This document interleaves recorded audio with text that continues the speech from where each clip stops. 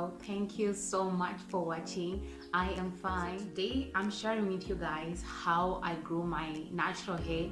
My hair was not like this. I have been here, I've also been here, and I've been here, but now this is my hair. This is my hair in its natural state. This is my current length, and I just have this high puff, but this is my hair right now. So yeah, I've been through a lot with my natural hair, and I'm here to share with you guys how I got to this length, how I got this volume.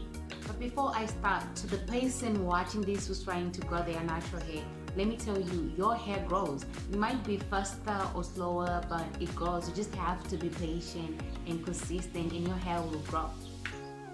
It just feels so great and amazing to grow natural hair. So let's start. So the first thing is hair typing. I stopped focusing on hair typing, which a lot of people refer to as 3A, 4A, 4B, 4C. That I stopped focusing on that. You guys, I was confused, and a lot of people, they make it seem as if your hair type determines your hair collectively. It's going to determine your porosity, your density, which doesn't. Let's be honest, it might look easier to figure out what your hair type is, but it's not. It's very confusing, and I was confused. So I decided to stop focusing on my hair type. And that brings me to my next point, that is porosity. I started focusing more on porosity. So porosity, which is your hair's ability to absorb and retain moisture. There are several ways to test the porosity on the internet. Once I figured out that my hair is high porosity, I followed a very basic, simple regimen that I'm going to share with you guys just now. So the first thing is washing my hair.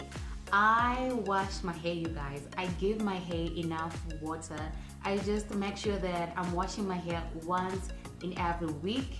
When it comes to washing my hair, I'm not lazy. I don't have excuses. I just make sure that I'm washing my hair. If it's time to wash the hair, we wash the hair, period. No excuses. No excuses. No excuses. Yes. So I use hydrating shampoos and sheer moisture manuka honey and mafura oil. Hydrating shampoo is one of my best shampoos. So you guys, natural hair is just like a plant. If you don't water it, it's not going to grow. So I just make sure that I'm giving my hair enough water, I'm moisturizing it, because if you don't, your hair dries out, and when it dries out, you're going to have breakages, and when you have breakages, your hair will not grow, obviously. Okay, and that brings me to my next point, which is maintaining a clean scalp. You guys know that all those things, product build up, sweat, they contribute to a dirty scalp. And when you have a dirty scalp, you're more prone to have bacteria. And when you have bacteria, you might compromise the areas where hair growth begins. So yeah, just make sure you are maintaining a clean scalp. So the next thing is twisting my hair before bed. Now, I have just accepted that I'm not one of those girls who just put their hair in a pineapple and go to bed. My hair tangles very easily.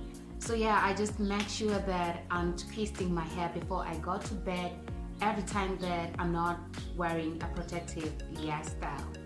And if you don't twist your hair before bed, your hair intertwines.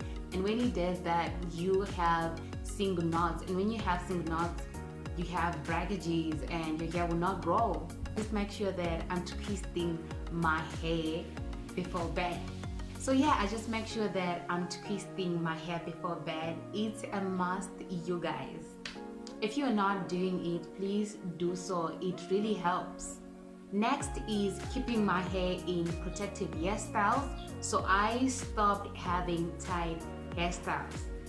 Now, we have a problem, but it's okay. So I noticed that my hair is not thriving in braids, box braids, as it used to. That's another story for another day, but I just make sure that I am wearing protective hairstyles. So I just make sure that I'm wearing a protective hairstyle I shift from braids to natural hairstyles. Natural hair protective hairstyles. I do twist a lot. I braid my hair. I do African braiding. Now I don't go around like this. I just tie my hair at the back and so I cut my hair and go wherever I'm going. I know that cornrows are nice and I know that you guys love cornrows, but I cannot have cornrows more than twice in a year. Yes, I cannot. My hair tangles every time that I have cornrows, so I just stopped having cornrows. I just wear them maybe once in a while, and the last time that I had cornrows was in 2020. That's a lot, yes, but it is what it is. I cannot have cornrows more than twice.